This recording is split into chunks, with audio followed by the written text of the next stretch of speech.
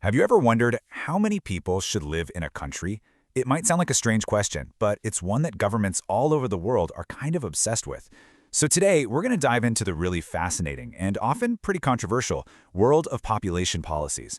These are the actual strategies governments are using to try and influence the size of our families. Okay, let's just get right to the heart of it with this question. It feels like a deeply personal decision, right? But for a country, it's also about economic survival, managing resources, and even national identity. This is a huge debate, and you'll find governments on two completely different sides of the argument. And really, it all boils down to these two approaches. On one side, you've got pro-natalist policies. These are all about encouraging more babies, usually to fight problems like an aging workforce. On the flip side, you have anti-natalist policies, which are designed to slow down population growth, often because of worries about scarce resources. Two totally opposite goals, driven by very different anxieties. All right, first up, let's talk about the push for more. What does it actually look like when a country decides, hey, we need a baby boom? Well, welcome to the world of pro-natalism. So why would a country want to do this? Well, it almost always comes down to economics. Think about it. A country with a shrinking, aging population is facing a serious crisis. You don't have enough young workers to support retirees, not enough people buying things to keep the economy going. It's a huge deal. For places like Japan or parts of Europe, this isn't some far-off theoretical problem. It's happening right now. So how do you actually get people to have more kids? Turns out there's a pretty standard playbook.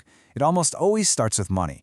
We're talking baby bonuses, tax breaks, you name it. Then you try to make life easier for parents with things like generous parental leave or subsidized childcare.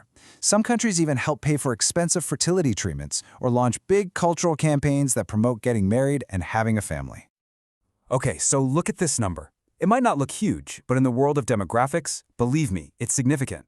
So what on earth does that represent? There it is.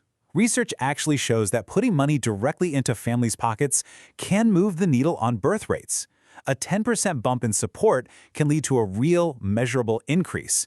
It kind of proves that for some people, the decision to have another kid really can come down to dollars and cents. But, it's not that simple, because this is where things get complicated. We're talking about the ethics of it all. When a government pushes so hard for more babies, does it start to feel less like support and more like pressure? Critics worry that these policies can cross a line, turning a super personal choice into some kind of civic duty, and that can be a real problem for women's reproductive rights.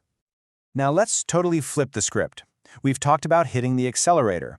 But what happens when a government decides the problem isn't too few people, but too many? This is where anti-natalism comes in.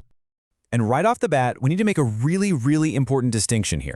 Anti-natalist policies can be voluntary, like Egypt's 2 is Enough campaign, which focuses on education and making contraception easy to get, or they can be coercive, enforcing limits with harsh punishments. And the most famous or infamous example of that is, of course, China's old one-child policy. So why hit the brakes? Well, the reasons are just as urgent as the ones for speeding up. It's about fundamental resources. Can we feed everyone? Can we provide clean water and housing? Can the economy create enough jobs for a booming population?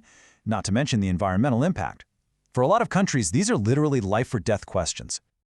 And yeah, speaking of coercion, you can't really talk about this topic without talking about the one-child policy. For decades, it was the most aggressive attempt at population control in the world. And while it definitely slowed China's population growth, it came at a staggering human cost.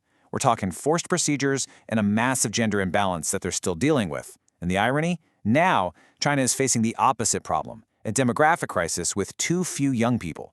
It's a direct result of that very policy. So we've seen both sides of the coin, right? The push and the pull. But the big question is still out there. After all the money spent and all the rights debated, how effective are these huge social experiments? And maybe more importantly, what's the final price? This table really lays out the core tension perfectly. On the pro-natalist side, the goal is economic stability, and the main tool is money. But the biggest risk? You spend a ton of cash and maybe don't get the results you want.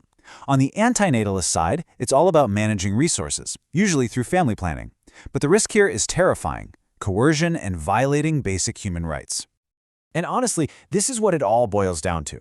Whether a government is pushing for more kids or fewer, it is walking a very thin tightrope.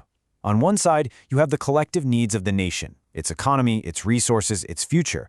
And on the other side, you have one of the most fundamental human rights, the freedom to build your own family on your own terms. So, we'll leave you with this. Is this kind of population engineering a necessary, pragmatic tool for a nation's survival in a complicated world, or is it a really dangerous idea, a step too far in controlling our most personal choices?